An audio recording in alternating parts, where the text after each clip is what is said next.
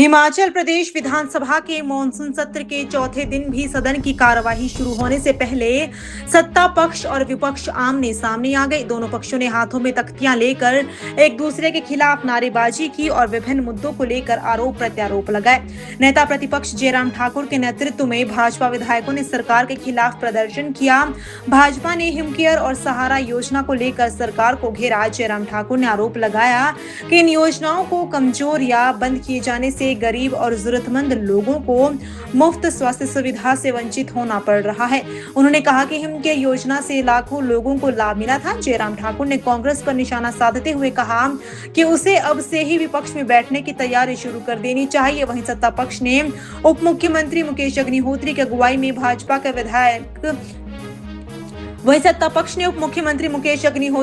भाजपा के खिलाफ प्रदर्शन किया।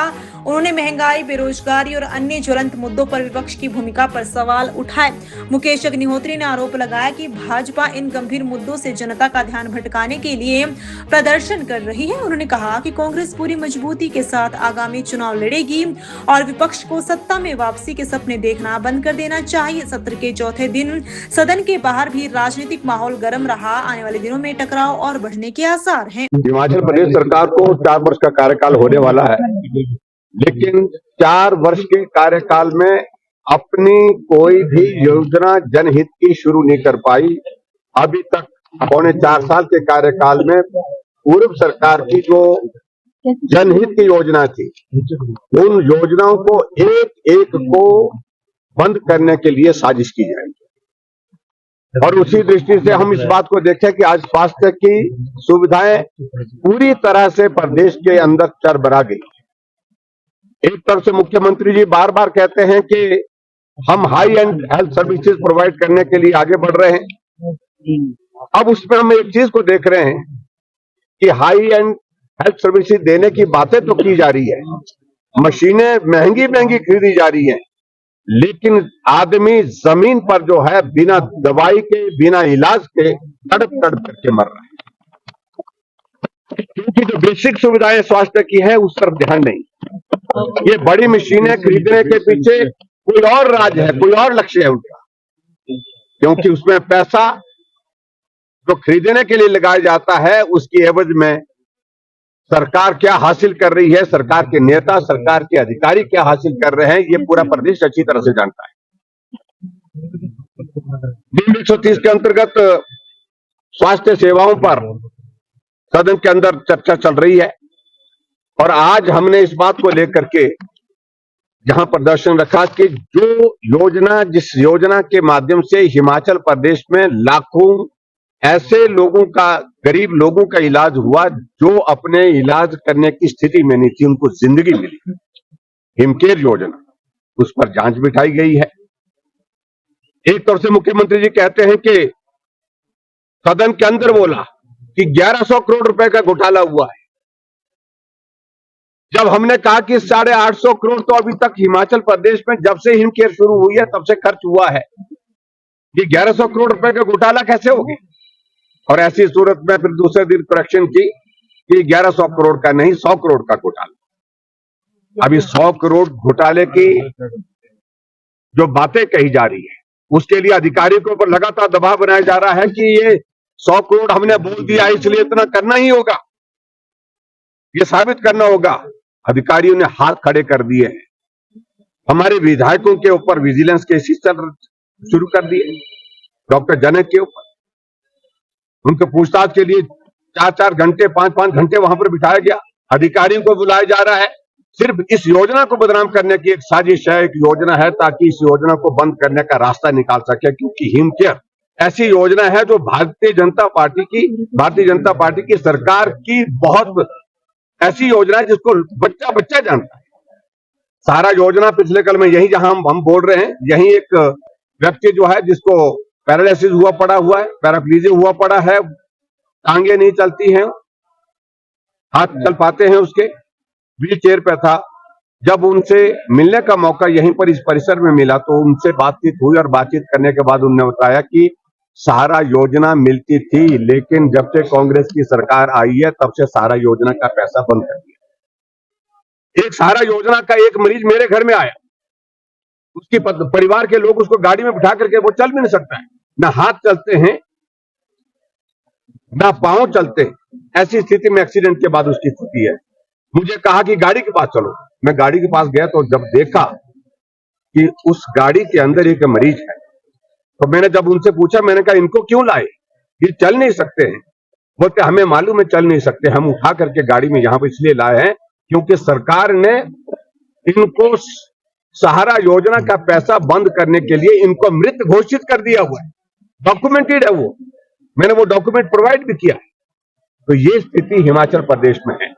आज रोबोटिक सर्जरी की बातें हो रही है, आज टेक्सा फ्री MRI की बात हो रही है, लेकिन उसके बावजूद जो बेसिक सुविधाएं हिमाचल प्रदेश में जो स्वास्थ्य की जिस प्रकार से उपलब्ध होनी चाहिए गरीब लोगों के लिए, क्योंकि जिंदगी से महत्वपूर्ण आदमी के लिए कुछ भी नहीं होता है।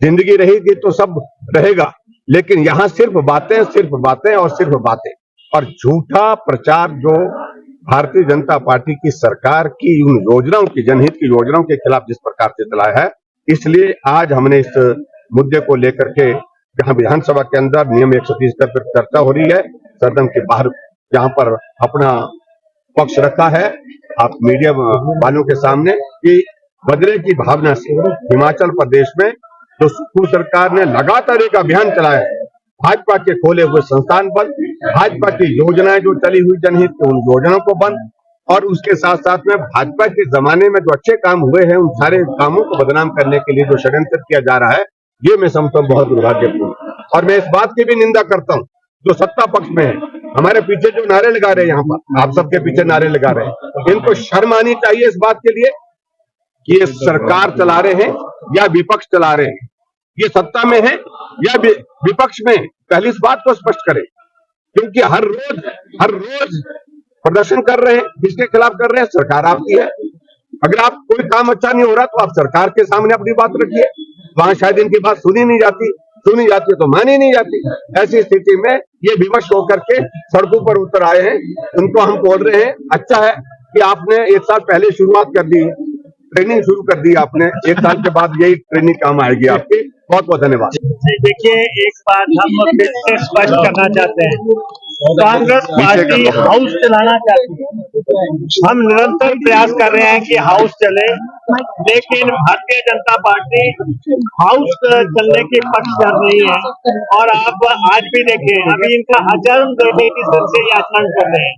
ये जब हम यहाँ पे अपना कार्यक्रम कर रहे हैं, प्रोटेस्ट कर रहे हैं, तो ये सब लोग हमारे प्रोटेस्ट में घुस रहे हैं, ये डिस्टर्ब करने की कोशिश कर रहे हैं, ये कोशिश कर रहे हैं कि कोई ना कोई हाथापाई की नौबत आए, कोई ऐसा झगड़ा हो ताकि हम यहाँ पे जो है उंगली काट के शहीद बन सके। तो हम जो है हम पूरा जो है व्यवस्था बना के अपनी बात रख रहे हैं। और बेरोजगारी पे ये इन्होंने 67 दिया जरूर था, लेकिन ये बेरोजगारी पे बहस चाहते ही नहीं है, क्योंकि जैसे ही बेरोजगारी की इनको याद आती है तो उसके साथ ही इनको जो है जंतर मंतर याद आ जाता है। तब इनको जो है जेंसिस याद आ जाते हैं, जन अल्फा याद आ जाते हैं। तो इनको पता लग चुका है कि जब इनकी राष्ट्रीय सरकार खतरे में पड़ गई और अब यहाँ पे भी वही चर्चा होनी है, तो इसलिए जो है 3 दिन से प्रस्ताव देने के बावजूद ये चर्चा करने नहीं दे रहे हैं। और जबकि जो इम्पोर्टेंट मसले हैं, बेरोजगारी का मसला है, हम कह रहे हैं भ्रष्टाचार पे चर्चा कर लो। हमारी सरकार के किसी मंत्री पे, किसी नेता पे कोई भ्रष्टाचार का आरोप नहीं है। आप देखें, वे विधानसभा के इस परिसर में ये अटैचियां लेके आ रहे हैं, किस ढंग से ये जो है अराजकता फैलाना चाहते हैं, जबकि सारे प्रदेश को पता है कि अटैचियां कहाँ से आई, कहाँ गई। और वो जो है बहुत जल्दी यहाँ समक्ष विधानसभा परिसर में या विधानसभा के समक्ष मुख्यमंत्री सारी स्थिति रख देंगे कि किस ढंग से जो है यहाँ पे एमएलओ की खरीदो हुई, कैसे किस ढंग से जो है यहाँ पे हमारी सरकार तोड़ने की कोशिश हुई, ऑपरेशन लोटस हुआ। उस दौरान क्या हुआ, उसके जांच के सारे निष्कर्ष आ चुके हैं कि उस दौरान क्या हुआ, किस ढंग से हमारे एमएलए तोड़ने के लिए क्या प्रयास हुए। तो इसलिए उसका लेखा जोखा, उसका कच्चा चिट्ठा बहुत जल्दी यहाँ सामने आ जाएगा। महंगाई आप देख रहे हैं, 85 रुपए किलो चीनी हो गई, और किस ढंग से बाकी प्याज के रेट कहाँ जा रहे हैं, दूसरे रेट्स कहाँ जा रहे हैं। हम कह रहे हैं महंगाई पे चर्चा करो, अंदर आओ चर्चा करो महंगाई पे, बेरोजगारी पे आप चर्चा करना चाहते हैं, अंदर आओ। अंदर चर्चा करते नहीं है और यहाँ पे जो है, और इनके खिलाफ इतने इश्यूज हो गए। ये सबसे जो ये हमारा विपक्ष है, ये पूरी तरह दिशाहीन हो गया है, ये पूरी तरह फेल हो गया है, ये विधानसभा को फेस नहीं कर पा रहे हैं।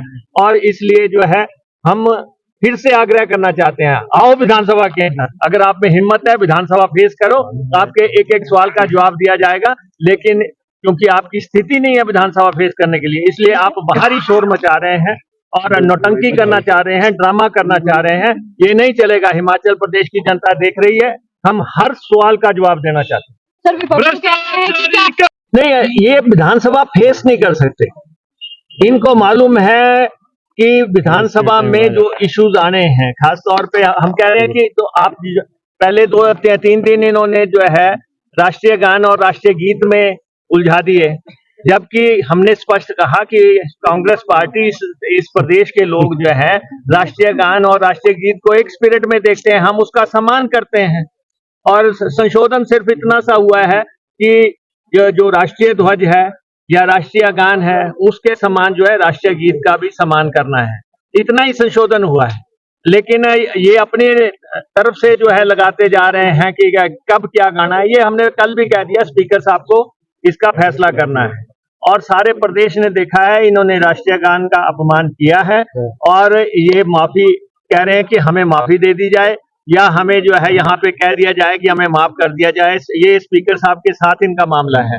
हमारा तो ये है कि हम इन दोनों का सम्मान करते हैं। कांग्रेस पार्टी राष्ट्रीय गान का भी सम्मान करती है, राष्ट्रीय गीत का भी करती है, लेकिन हम ये चाहते हैं सदन चले। सारा प्रदेश देख रहा है, कांग्रेस पार्टी सदन चलाना चाहती है और ये सदन रोकना चाहती है। सर, ये कह रहे हैं कि विपक्ष में आएगी कांग्रेस, इसीलिए अभी से तैयारी कर रही है। नहीं, वो तो समय बताएगा। पिछली बार भी कह रहे थे कि बार बार जयराम तब है मिशन रिपीट इन्होंने दिया था, तो इसलिए इनको पता लग जाएगा। कांग्रेस पार्टी जो है पूरे ताकत से जो है चुनाव लड़ेगी और कांग्रेस पार्टी ने ये तो ओपीएस के विरोधी हैं। हमने 1,36,000 कर्मचारियों को ओपीएस दी, सबसे बड़ा फैसला किया। ऐसे ऐसे फैसले कांग्रेस पार्टी की सरकार कर रही है जिससे कि इनकी जो है चिंताएं बढ़ रही हैं। उन चिंताओं के चलते हताशा में ये नारेबाजी कर रहे हैं और सदन को फेस नहीं कर रहे।